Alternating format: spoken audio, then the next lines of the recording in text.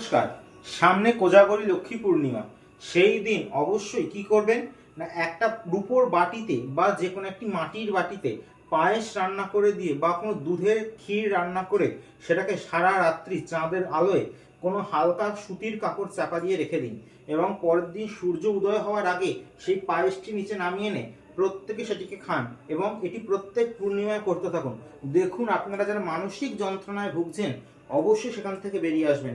এবং যাদের জন্মছকে চন্দ্র রাহু গ্রহণ যোগ আছে বা চন্দ্রের ক্ষেমদ্রম যোগ আছে, তারা অবশ্যই কিন্তু এই উপাচার যেমন করবেন তেমন দীপান্বিত অমাবস্যার আগে অবশ্যই যোগাযোগ করবেন।